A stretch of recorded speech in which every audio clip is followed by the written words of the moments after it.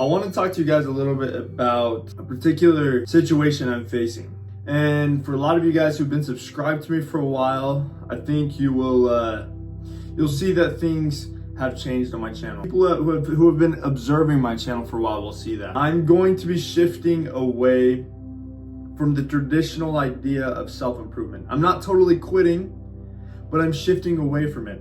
And I'm going to talk to you guys a little bit about that and why I'm doing that. But to just keep things simple with you guys, the main reason is obviously if you guys know me, if you guys are aware of the situation I'm in, I recently got married. Right, look at this. I got a son now, all right? I have a child I have to take care of. This is the boy Kodak, all right? I just woke him up from his nap to look at you guys, all right? Look at him, Kodak, check it out. Look over there. Yeah. He's doing a little quick light skin stare. He likes to do that. Yeah, he likes to do that. Good boy. They grow up so fast. Just things have been changing a lot in my life, and specifically right now. Finances are a little bit tough, right? They get a little bit tight when you get married because you got to adjust to a whole new person being in your household. You got to worry about, all these other expenses. all these other stresses, there's all these things that you have to do. Getting each other on the same insurance and whatnot. At least I've had to do that.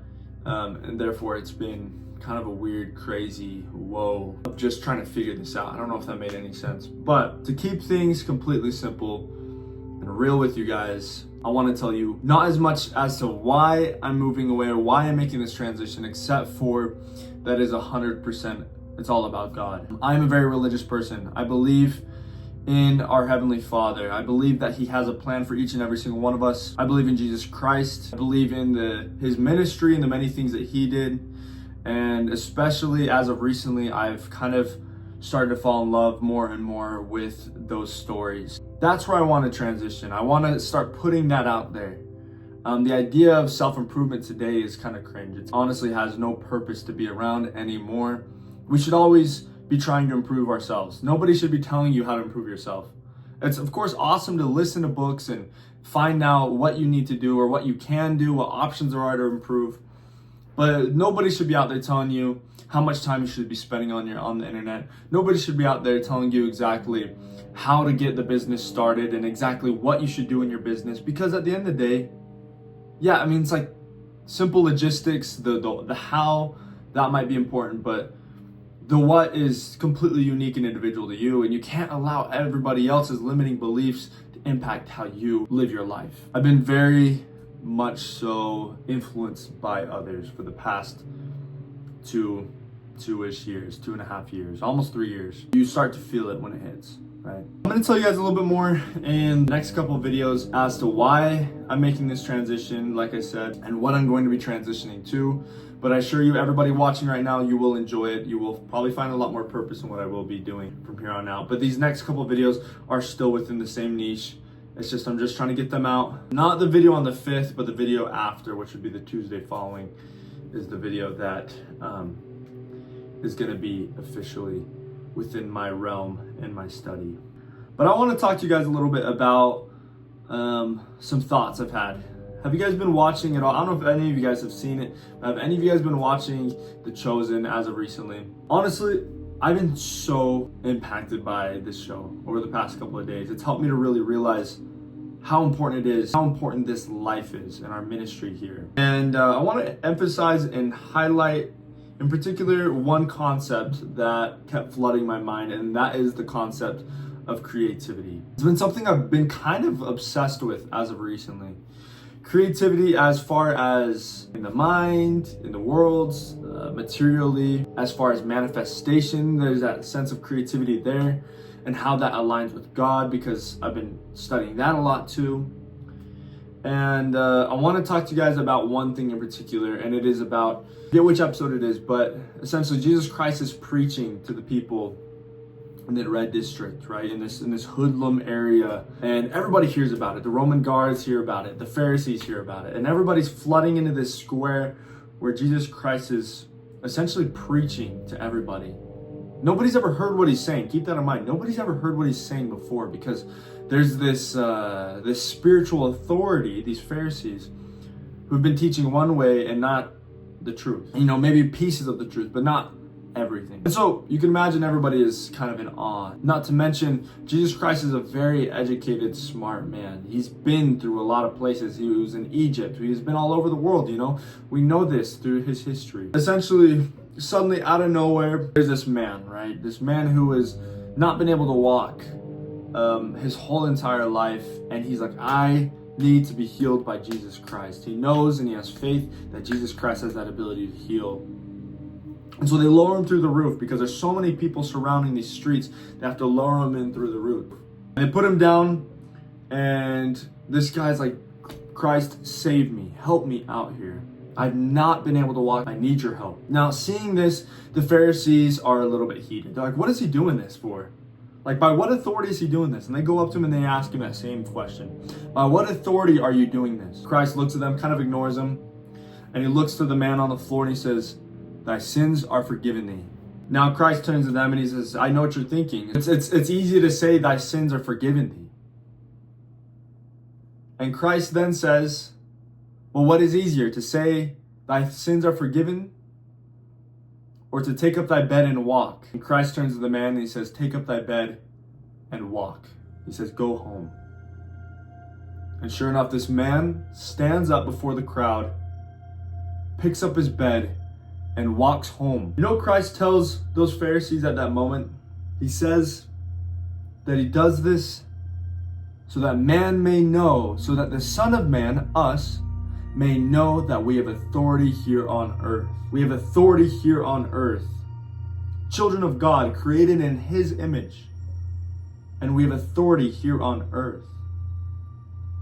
The thing that separates us from Satan is that we have bodies. The things that make us alike unto God is that we have bodies, that we have free will, we have agency, the ability to choose right from wrong. Satan hates that. He hates that we have agency. He doesn't want us to have agency. That was the whole idea. Satan knew that if we had agency, we would have power to overcome, conquer, to become more. Now, why would God give us authority like that to create here on earth? Well, it got me thinking. That same morning, or actually it was the morning after I watched that episode, I was reading a book. It's called The Science of Getting Rich, which actually emphasizes the spirituality of affirmation and how it aligns with God. Christ did it so that the Son of Man may know here in this life that we have authority here on earth. Authority to do what? Authority to create our reality, to heal, to raise the dead, to create a reality that is good. When Christ is at the wedding and they ask him to help him out with the situation where they're running out of wine, did Christ have to turn the water to wine? No, he didn't. Turn the water to wine, why? So that they can just have a fun time? Yeah, there's a lesson somewhere deep in there, right? But Christ didn't have to do that. But he did. Strictly so that these people could have a wonderful wedding. So yes, authority, God's power can be used in social and political. It can be used in any situation. The power of God is bountiful. Just like the land, the world that we've been placed on. Everything is created within his image. Everything has a spirit. And our spirits are all interconnected. In this book of The Science of Getting Rich, it talks about that very thing, how everything has a spirit, everything has an energy. We're all interconnected, meaning the second we start to think, the second we start to affirm in our minds what we want, is the very second we start creating it. Think about it, when you're sitting in your cars, the plastics that are sitting around, they came from the earth. They were once petroleum. Same thing with the woods, right? They came from the trees that tower over our heads.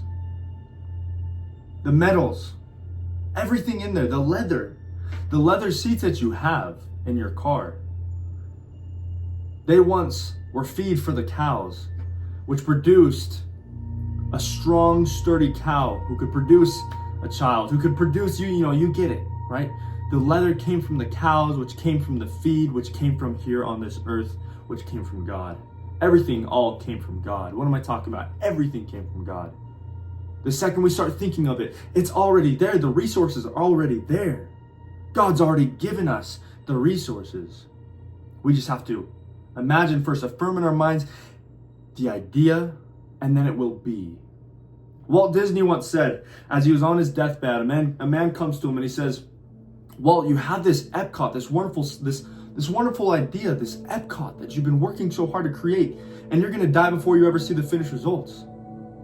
What did Walt Disney say? He said, you just don't get it. You just don't get it. If I didn't see it, nobody else will ever see it. If I didn't see it first, neither will you. It's just that so often we forget about these ideas. We so often forget about the process of creation, which takes time. Yeah, Jesus Christ turned that water to wine instantly. But are we Jesus Christ? No. Yet we're commanded to be perfect in this lifetime. So can we become like him? Can we become like God? Yes, because God commands it in the Bible. Be perfect even as I am. Be ye therefore perfect. Be ye therefore perfect even as I am. Jesus Christ, let's not forget that the root of all creation is God. Where did we learn the concept of creation? It was God. He created the heavens, the earth, the waters below us, the fowl of the air, the beasts on the land. He created man. He created light to separate the day from night. Why? So that yes, we can have joy. So we can become. The concept of creation comes strictly from God. God created us in his image. Would that not translate over? That's why we bring those things into existence. On the seventh day he rested. Every single day we should be working, we should be creating. That the world creates so much confusion, creates so much distraction that we hardly ever get to the craft to begin with. We're too afraid. We're so dopamine fried. We can't even get ourselves to get up and create. God is in every single detail. We can have whatever we want. If it is righteous, if it will help us, it will help us to further our work, to further our joy. Our purpose here on earth is to experience joy, to become like him. So we must create. We must bring these things into existence. And thus we will find joy.